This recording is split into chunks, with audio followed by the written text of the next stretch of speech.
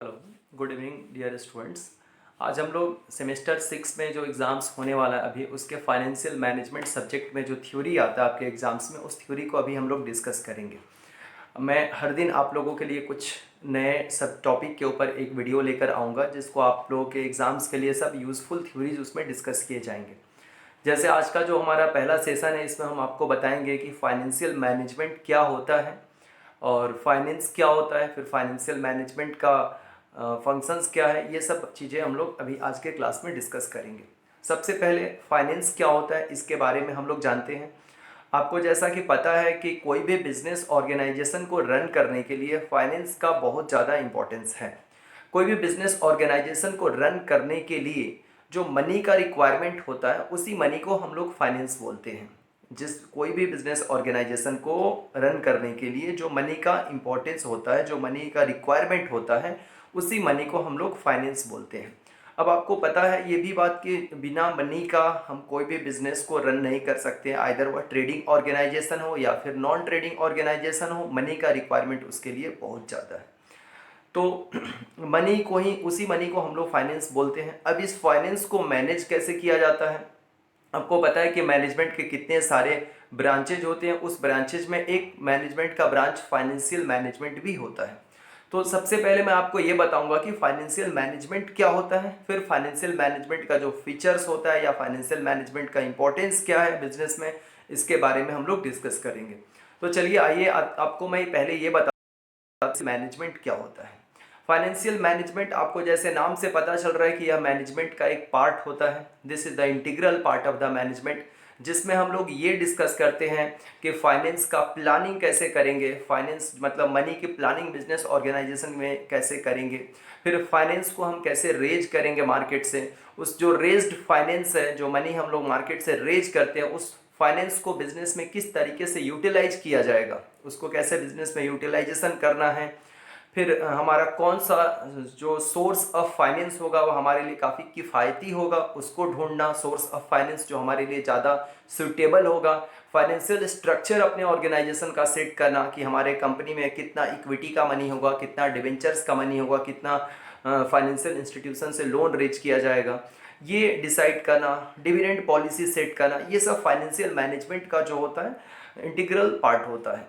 ठीक है, तो आप कैसे फाइनेंशियल मैनेजमेंट को डिफाइन कीजिएगा? Financial management is an integral part of the management which deals about the financial planning, financial decision making, raising of the finance, utilisation of the finance and dividend policy setup for the achievement of the goals of the organisations. ठीक है, तो goals अपने हम लोग अपने organisations के goals को, objectives को अचीव करने के लिए जो फाइनेंशियल डिसीजन मेकिंग करते हैं उसको ही हम लोग फाइनेंस बोलते हैं, फाइनेंशियल मैनेजमेंट बोलते हैं। ओके, तो ये डेफिनेशंस आपको जनरली जो जनरल्स में एग्जाम्स में देते हैं बच्चे, उनका फाइनेंशियल मैनेजमेंट का डेफिनेशन लिखने आता है। ऑनर्स वाले बच्चों को ये बहुत कम ही आता है, लेकिन फिर भी आपको फाइनेंशियल मैनेजमेंट ये सब्जेक्ट ही है तो पहले तो आपको इसका मतलब जरूर से ही पता होना चाहिए, तभी आप आगे कुछ पढ़ाई कर सकते हो। और आपका ये कंपलसरी थ्योरी 20 मार्क्स का तो होता ही है एग्जाम्स में, और कई सारे क्वेश्चंस के बदले भी आपको और में थ्योरीज दिया हुआ रहता है। तो अगर आप प्रैक्टिकल अच्छे से नहीं करके रखे हो जो स्टूडेंट्स लोग, उन लोगों को थ्योरी करना बहुत ज़्यादा जरूरी है। और इसमें आप लोग जो भी बच्चे आप लोग देख रहे हो ये वीडियो को, आपसे एक गुजारिश है, आपका जो डिस्क्रिप्शन बॉक्स है उसमें हमारा कॉन्टेक्ट नंबर दिया हुआ है। आप कॉन्टेक्ट नंबर पे आप लोग मुझे कॉन्टेक्ट कीजिए। मैं आपको, अगर आप एडुकुंज एकेडमी में पढ़ते हो या नहीं पढ़ते हो, इससे कोई मैटर नहीं है। आपको सभी लोगों को PDF free of cost provide कर दिया जाएगा, और थ्योरी तो आप यहाँ पर वीडियो में देख ही पा रहे हो। ठीक है, चलिए तो अब हम लोग अब क्या करते हैं, इसके बाद हमारा जो सेकेंड पॉइंट है कि फाइनेंशियल मैनेजमेंट का फीचर्स क्या होता है, that means the characteristics of the financial management हम लोग डिस्कस करेंगे। सबसे पहले तो मैंने अभी आपको डेफिनेशन में ही बताया कि यह क्या होता है। फाइनेंशियल मैनेजमेंट मैनेजमेंट का इंटीग्रल पार्ट होता है, मतलब मैनेजमेंट का ही हिस्सा होता है। आपको जैसे कि पता है कि मैनेजमेंट के काफ़ी सारे ब्रांचेज होते हैं, जैसे कि मार्केटिंग मैनेजमेंट होता है, ह्यूमन रिसोर्स मैनेजमेंट होता है, एक्सेट्रा, प्रोडक्शन मैनेजमेंट होता है। तो ये जो कुछ भी मैनेजमेंट होता है एक ऑर्गेनाइजेशन के अंदर, जो भी मैनेजमेंट चलता है, ये सारे मैनेजमेंट पूरी तरह से फाइनेंशियल मैनेजमेंट के ऊपर डिपेंड होता है। विदाउट फाइनेंस, क्योंकि विदाउट फाइनेंस कोई भी ऑर्गेनाइजेशंस का अदर मैनेजमेंट डिपार्टमेंट अच्छे से अपना वर्क कर ही नहीं पाएगा, उसको फाइनेंस की ज़रूरत है। और फाइनेंस को नीड को फुलफिल करने के लिए फाइनेंशियल मैनेजमेंट ऑर्गेनाइजेशन का बहुत ही स्ट्रांग होना चाहिए। अगर फाइनेंशियल मैनेजमेंट की जिन कंपनी का काफ़ी वेटर नहीं होता है, वे कंपनी अपने मनी के इनएडिक्वेसी की वजह से उनका बिजनेस ऑर्गेनाइजेशन बंद हो जाता है। तो फाइनेंशियल मैनेजमेंट का पहला फीचर्स हम लोगों का ये है कि financial management integral part of the overall management कहलाता है। दूसरा पॉइंट आपका ये है फीचर्स का, फ्लेक्सिबिलिटी होता है फाइनेंशियल मैनेजमेंट में, ठीक है। दूसरा इसका फीचर्स क्या है, फ्लेक्सिबिलिटी या डायनेमिक्स नेचर का होता है, आप ये भी बोल सकते हो। कैसे ये डायनेमिक नेचर का होता है, कैसे ये फ्लेक्सिबल होता है, ये मैं आपको बताता हूँ।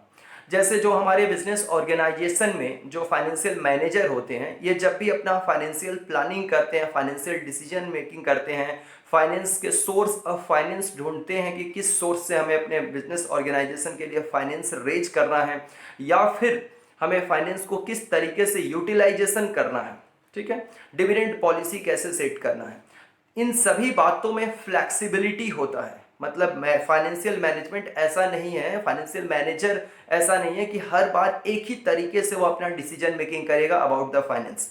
हर बार वह डिफरेंट तरीके से फ्लेक्सिबल वे में सोचता है, डायनेमिक वे में सोचता है। हर बार उसकी जो फाइनेंशियल प्लानिंग के वे होते हैं, जो तरीके होते हैं, ये बदले हुए होते हैं।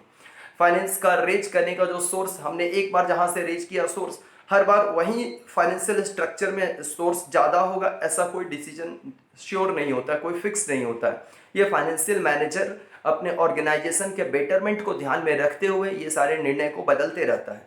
तो हम ये बोल सकते हैं कि फाइनेंशियल मैनेजमेंट में फ्लैक्सिबिलिटी भी होता है। नेक्स्ट पार्ट आपका, मैं अभी तक आपको 2 फीचर्स बताया हूँ। तीसरा फीचर्स हमारा ये है कि फाइनेंशियल मैनेजमेंट ये मिक्सचर ऑफ आर्ट और साइंस होता है। कैसे financial management mixture of art और साइंस होता है, ये भी मैं आपको बताता हूँ। जैसे आपको पता है कि हम जो रेज्ड नॉलेज होता है, जो गेन्ड हम लोगों ने नॉलेज किया है, उस नॉलेज का जब हम प्रैक्टिकल एप्लीकेशन करते हैं, उसी को हम लोग आर्ट बोलते हैं। तो वैसे ही फाइनेंशियल मैनेजर जब अपने बिजनेस के रिगार्डिंग फाइनेंशियल मैनेजर अपने बिजनेस के रिगार्डिंग जब मैनेजमेंट डिसीजन लेता है, तो वह अपने रेज्ड नॉलेज, जो उसने नॉलेज एक्वायर किया है, एक्वायर्ड नॉलेज को वह प्रॉपर यूटिलाइजेशन करता है। मतलब अपना जो रेज्ड नॉलेज है, जो रेज्ड उसकी ज्ञान है, उसको वह बिजनेस में उतारता है, उसको यूटिलाइज करता है और फिर अपने फाइनेंस से रिलेटेड वह डिसीजन मेकिंग करता है। तो इससे हम बोल सकते हैं कि हमारा जो फाइनेंशियल मैनेजमेंट है, ये एक तरह का ये आर्ट है, क्योंकि आर्ट में हमारा जो हम लोग नॉलेज या स्किल गेन करते हैं, उसी का हम लोग यूटिलाइजेशन करते हैं। ये साइंस क्यों है, क्योंकि आपको पता है कि फाइनेंशियल मैनेजमेंट या नॉर्मल मैनेजमेंट के लिए कुछ बेसिक्स प्रिंसिपल्स होते हैं, फाइनेंशियल प्लानिंग के, फाइनेंशियल डिसीजन मेकिंग के, या फाइनेंस रेज करने के। तो सर्टेन प्रिंसिपल्स को, पॉलिसी को फॉलो करके बिजनेस में हम डिसीजन मेकिंग कर पाते हैं फाइनेंस से रिगार्डिंग्स।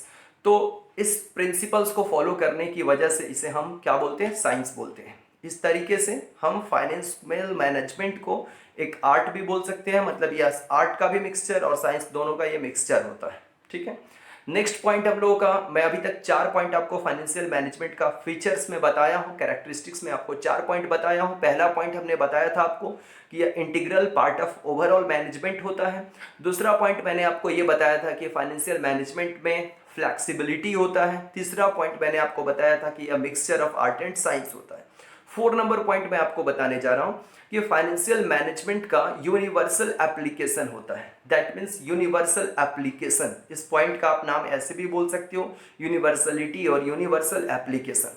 फाइनेंशियल मैनेजमेंट का यूनिवर्सल एप्लीकेशन होता है। आइदर आप ट्रेडिंग ऑर्गेनाइजेशन को रन कर रहे हो या किसी नॉन ट्रेडिंग ऑर्गेनाइजेशन को रन करते हो, दोनों ही ऑर्गेनाइजेशन को सक्सेसफुली रन करने के लिए, उनके बिजनेस को ऑपरेट करने के लिए फाइनेंस का रिक्वायरमेंट होता है।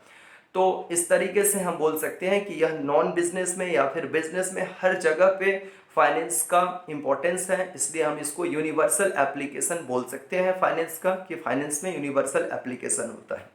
नेक्स्ट और 5th नंबर हमारा फाइनेंशियल मैनेजमेंट का कैरेक्टरिस्टिक्स होगा decision making process. Financial management को हम लोग डिसीजन मेकिंग प्रोसेस में, अब डिसीजन हम फाइनेंस से रिगार्डिंग क्या डिसीजन लेते हैं, फाइनेंशियल प्लानिंग करना, फाइनेंस हमें कैसे रेज करना है, किस सोर्स से हमें रेज करना है, हमारे बिजनेस ऑर्गेनाइजेशन में कैपिटल स्ट्रक्चर हमारा क्या होगा। दैट मीन्स कैपिटल स्ट्रक्चर का मतलब ये हुआ कि हम इक्विटी शेयर ज़्यादा रखेंगे अपने पूरे फंड में, total fund of the company का जो टोटल फंड होगा उसमें इक्विटी शेयर का अमाउंट ज़्यादा होगा, या फिर loan from the financial institution ज़्यादा होगा, या फिर प्रेफरेंस शेयर कैपिटल का मनी होगा, या फिर डिबेंचर से रेज किया हुआ मनी होगा।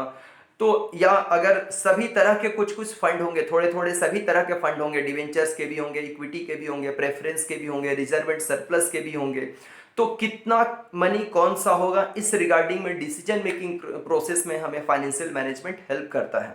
तो ये डिसीजन मेकिंग प्रोसेस होता है फाइनेंशियल मैनेजमेंट।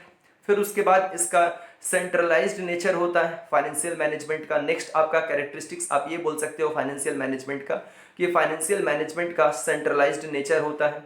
और लास्ट है आपका जो 7 नंबर जो पॉइंट है इसका फाइनेंशियल मैनेजमेंट का फीचर्स और कैरेक्टरिस्टिक्स जो भी आप बोलो, इसका सब्जेक्ट मैटर, मतलब फाइनेंशियल मैनेजमेंट में कौन कौन से सब्जेक्ट मैटर को डिस्कस किया जाता है।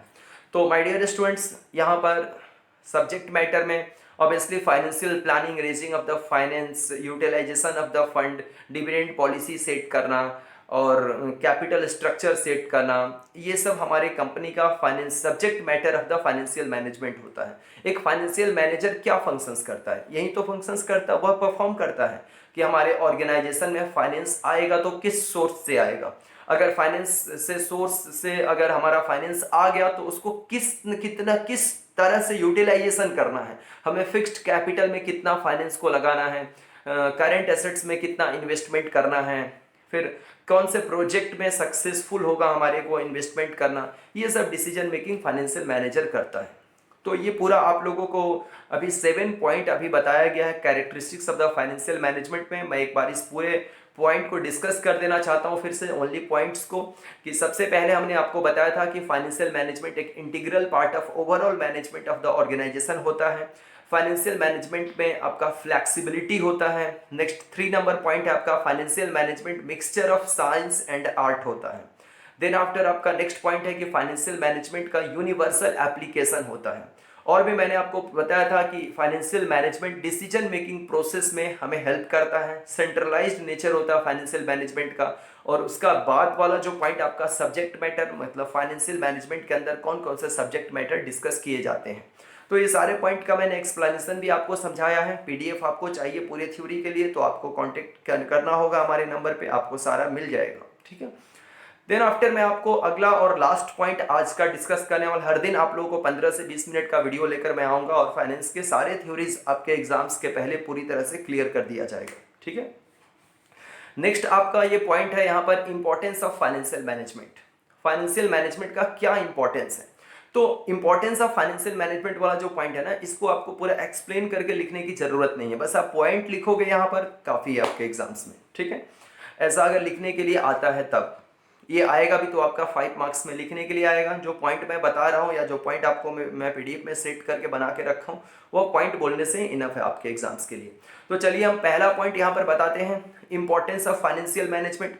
अगर हम अपने ऑर्गेनाइजेशन के फाइनेंस को बेटर तरीके से मैनेज करेंगे या फाइनेंशियल डिसीजंस को बेटर तरीके से मैनेज करेंगे तो सबसे पहले क्या होगा, कौन सा मोस्ट प्रॉफिटेबल प्रोजेक्ट है इसको हम बेटर तरीके से सेलेक्ट कर सकते हैं। ऑब्वियसली अगर रिलायंस आज इतनी बड़ी ऑर्गेनाइजेशन बना है तो उसका फाइनेंशियल डिसीजन मेकिंग बहुत स्ट्रांग है। वह हर अपने प्रोजेक्ट में जहाँ पर प्रोजेक्ट में मनी इन्वेस्ट करते हैं वह सभी सक्सेसफुल इन्वेस्टमेंट उनका होता है। ऐसा क्यों सक्सेसफुल, बहुत सारे ऐसे बिजनेसमैन होते हैं या बहुत सारे ऐसे बिजनेस ऑर्गेनाइजेशन हैं जिन लोगों ने इन्वेस्टमेंट किया, प्रोजेक्ट उनका कुछ सालों में बंद हो गया, सक्सेसफुल नहीं हो पाया। इसका रीजन क्या था कि उन लोगों ने प्रॉफिटेबल इन्वेस्टमेंट प्रोजेक्ट का सिलेक्शन नहीं किया था, क्योंकि उनका जो फाइनेंशियल मैनेजर था या फाइनेंशियल मैनेजमेंट की जो टीम थी वह वीक थी या उसका डिसीजन मेकिंग गलत था।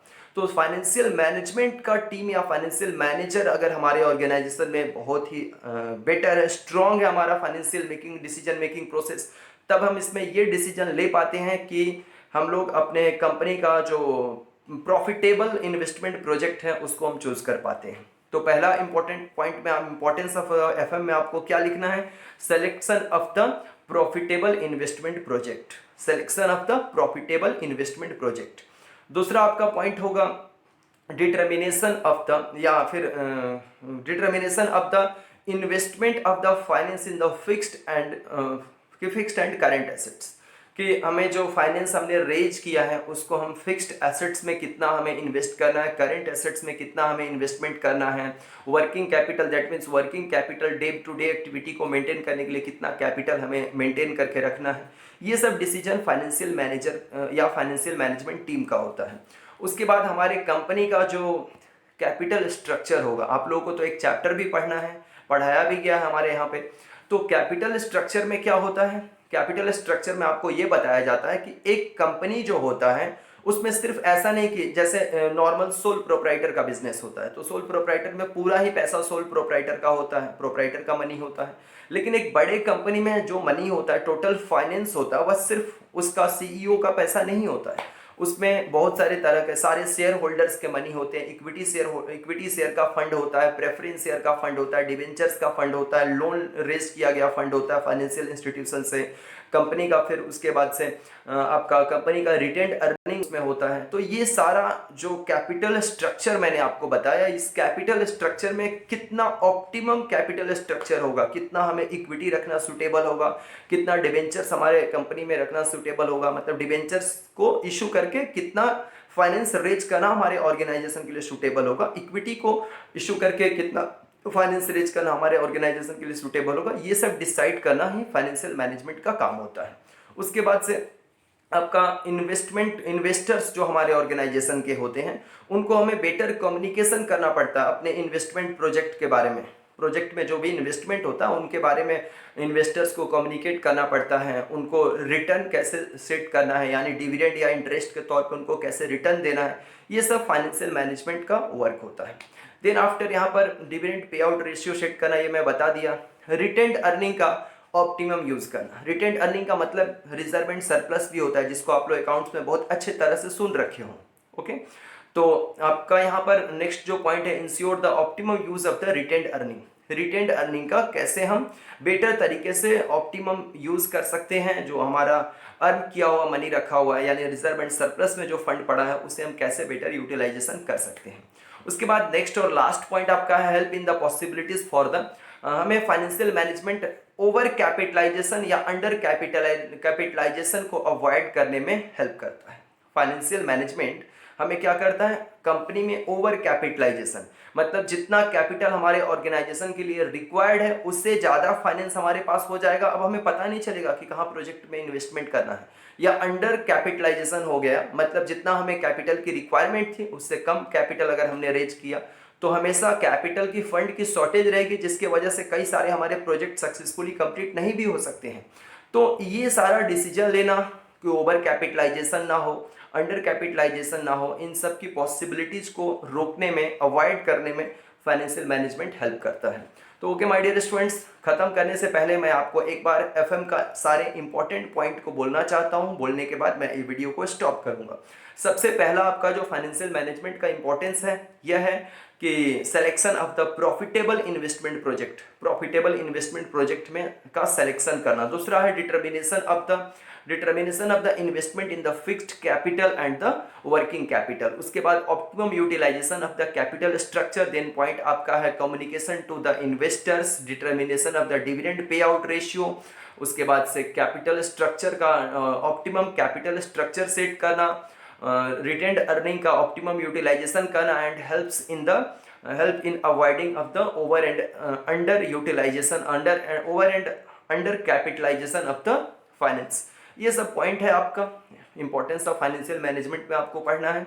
अगले क्लास में आपको, अगले जो वीडियो आएगा आपके लिए उसमें आपको और भी फाइनेंशियल मैनेजमेंट का जो पहला एक्सरसाइज है आप लोगों का, पहला जो चैप्टर है उससे रिगार्डिंग जो भी थ्योरी है, टाइम वैल्यू ऑफ मनी हुआ या चीफ फाइनेंशियल ऑफिसर्स का क्या ड्यूटी होता है, इसके बारे में आपको डिस्कस किया जाएगा। ठीक है आज, और जो लोग बच्चे, आपसे रिक्वेस्ट है कि जो बच्चे अब तक हमारा चैनल नहीं सब्सक्राइब किए हुए, चैनल तो पहले सब्सक्राइब करके रखो। आपको ये सारा जो भी आपका इस बार फाइनेंशियल मैनेजमेंट में इंपॉर्टेंट थ्योरी आने वाले हैं, आपको सारे थ्योरी एक जगह पे पीडीएफ में फॉरवर्ड कर दिया जाएगा। बट आपको ये फ्री ऑफ कॉस्ट आपको वीडियो देखने मिल रहा है, आप देख के समझ के रखो, आपको एग्जाम्स में लिखने में बहुत हेल्पफुल होगा ये। ठीक है, चलिए आज यहीं पे स्टॉप करते हैं। Thank you very much, bye bye, take care, love you all.